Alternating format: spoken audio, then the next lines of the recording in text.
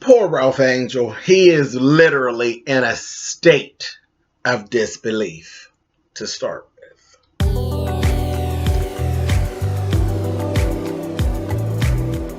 And I'm like, come on through, Cookie.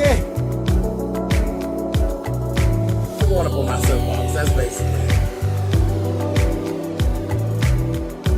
Let's talk about drag in all its forms.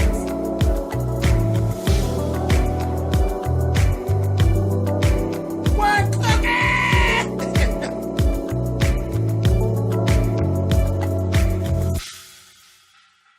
Hey guys, thanks so much for clicking on the video. This is my review for Queen Sugar. This is season 2, episode 14. Poor Ralph Angel. Now y'all know I go back and forth with Ralph Angel, though he's very nice to look at. Generally, Ralph Angel kind of Raw takes me into some things. He drains my substance, is what he does as a man. He just not enough man, too much boy, too much bitch, too much going on. But I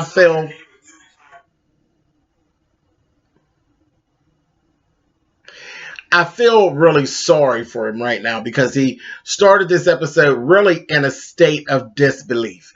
He just literally can't believe what Darla is actually putting him through.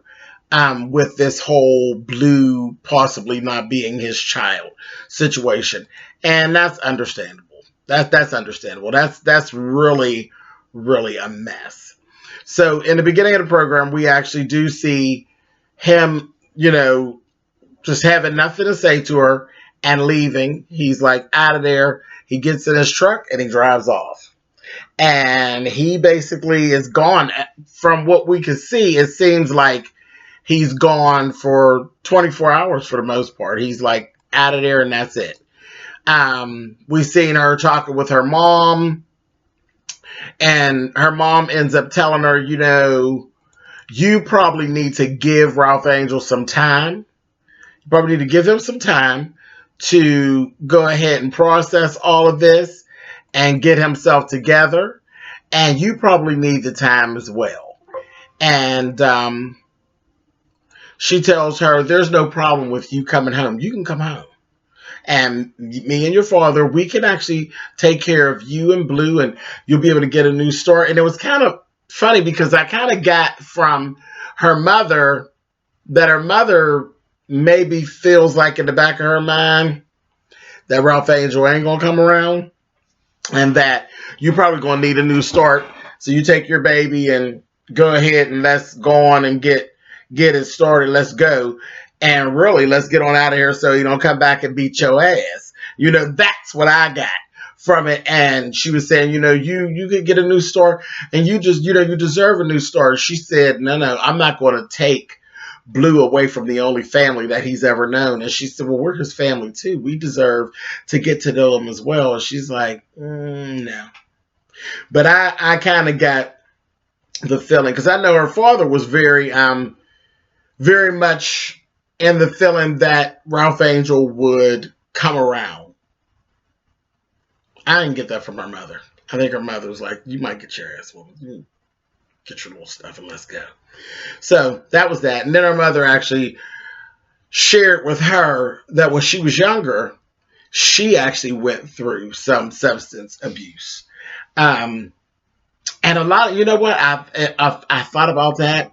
And a lot of times I think that alcoholism and other substance abuse as well, sometimes I think that some of that can actually be heredity as well. I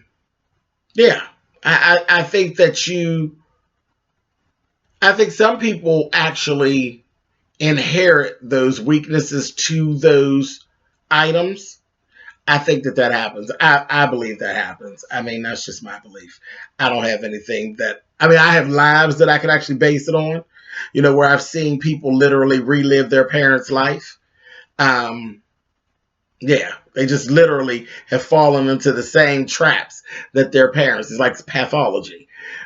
So that's what I'm actually basing that on. And I'm sure you all will say what you have to say in the comments about that. But I do believe sometimes that substance abuse, I think there's a little heredity thing going on there. But anyway, her mother had 23 years sober, and she started drinking again when all the stuff happened with Darla.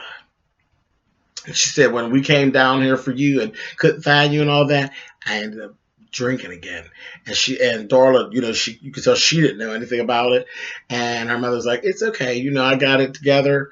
She said, but yeah, it's just, things went bad with you when that happened. And 23 years being sober down the drain. I was like, ooh, girl.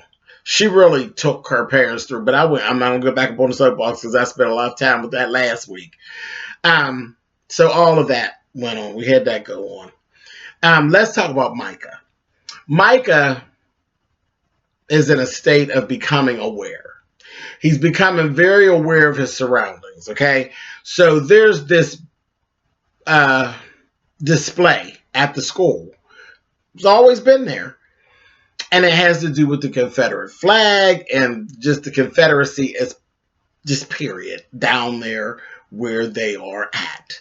And he was really bothered by that. He's like, this is really problematic. This is not anything to be looking up to. This is really, it's like you're glorifying slavery and mistreatment and the misuse of my people. And it's like, okay, he ended up talking to Kiki about it a little bit. Kiki's like, well, what do you want to do? Speak up. Go do something. Go speak up for yourself. Go create a movement. Do something. But don't be sitting around here being all sad and looking all crazy and bothering me with the shit. Let me know what you want to do, and then we'll go from there. He ended up talking to Charlie about it later on. And he was saying that he sometimes wishes that they didn't even move there because he just he hates it. He just hates being there and hates the reality of what's really going on there. And Charlie told him, the thing is, what goes on here is really real. It's real. And sometimes you have to stand in what's real.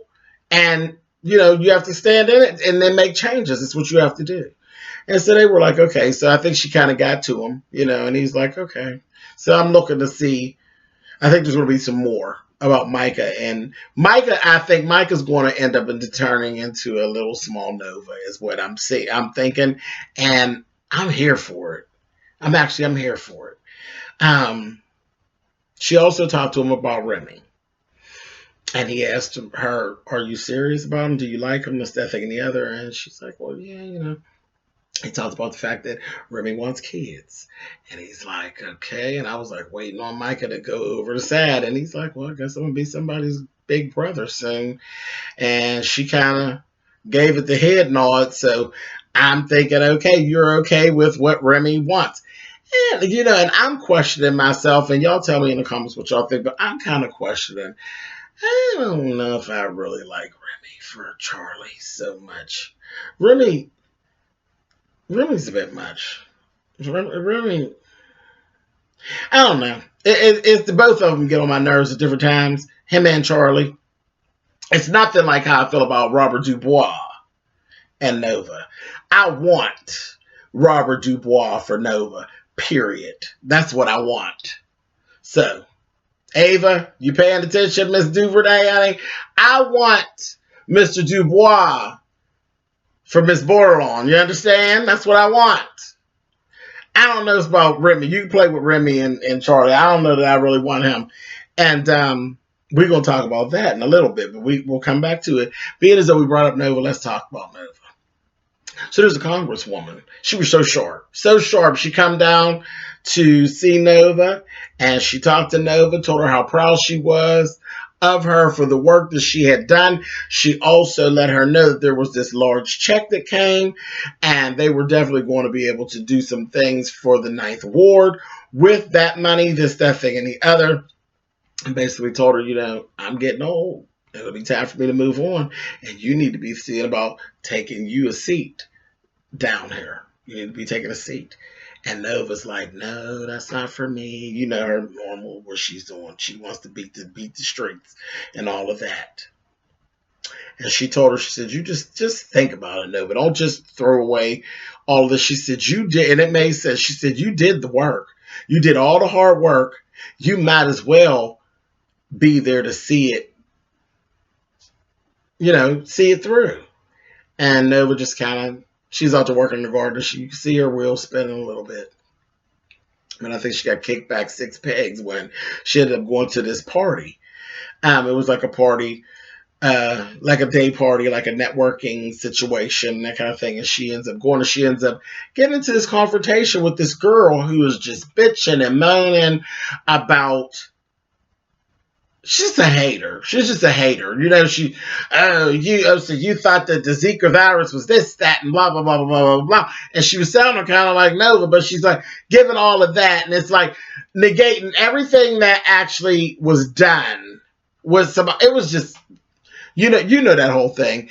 You're not doing it my way, so it's like you're not doing enough, and this, that, thing, and the other. You're not speaking out when I want you to speak out about what I want you to speak out about, so what you do speak out about just ain't no good. It was that whole thing, which is what Nova really was worried about all along. She's worried about people feeling as though she was a sellout, or she was going to be doing things for TV and all of that. It just is what it is. So I think that where Nova was actually considering what the woman had said, that's going to push her back 10 steps into that bull crap. I was like, oh, this is driving me crazy. Driving me nuts. So we had all that going on with Nova. Now let's go and talk about Charlie. Early on, 2 farmers actually showed up. The Landrys are putting the squeeze on the farmers and their leases, threatening them that if they want to do business with Charlie, they're going to pull their leases. Charlie's like, okay, you want to play hardball? That's fine. She pulled out that card that she had. Remember when she met Martin Bennington, who is descendants of the Landrys and the Boudreaux? You all remember that. When her mom set that up, she set up a meeting with him. He came out to the meeting, and that's her whole thing. It's like, you want to play games with me? Fine. You'll take some of my black farmers. I'll grab some of these white farmers and really make some money, because I've been just putting little money to the side. Let me go ahead and yank some of your business and really make some money, because you over here fucking with me about $10. How about I go ahead, you took that $10 off me, I'm going to take 25 off of you. That's where she was at with it. And I said, girl, let's go. So Charlie sits down. She has the meeting with him. She puts her little slick stuff on, her cute little outfit on. She sit and talk to him. And I'm looking at him. And I said, He's a little smitten with Miss Charlie. And he looking her up and down. He looking at her like he could just sop her up on one of them old biscuits, honey. I said, uh-huh. And she knew it. She caught it. She was like, all right, cool. He went on, they did the little business and all that, and then said, she showed him the meal and all that. Then he asked her for a date. He asked her for a proper date. And she said, I am actually seeing someone. And I can't do that. And he says, well, that's fine. How about this? You go out to dinner with me, and we will just chalk it up as it's going to be all. We're going to talk all business. He ain't taking no for an answer. Baby, ain't nothing like a man with some money, honey, when they want you. Okay? And I done already told y'all that I ain't here for Remy all like that. So it's terrible, but I am really feeling it'll be good for the storyline. It'll probably be really a bad look for Charlie, but I'll be here for the storyline for her to take up with Martin Bennington, baby, and get the battling with the Landrys. Child, now that's some good shit. But whatever. Charlie's holding to her guns. Charlie likes her Remy, okay? So that's that. But Martin ended up, after they had their meeting, he ended up sending her a basket because he had asked her for a drink. She said, you want some sparkling water? And he's like, You ain't got nothing stronger than that. She's like, well, I don't do liquor, when I'm working and all that. He sent her this beautiful basket with like all kind of liquor, like expensive liquor and stuff, and it was a beautiful basket. And she was like, Greta and honey, Remy seen it, and that Remy got 10 shades of red up in his face, honey. And she said, Remy, are you jealous? And he sat there and this is where I said, Remy. See, Remy too quick with his tongue talking to Charlie sometime. When he told her, no, I know your mind and how your mind works. And she was like, what? And he said, yeah, you are real quick to do what's not expected. I said,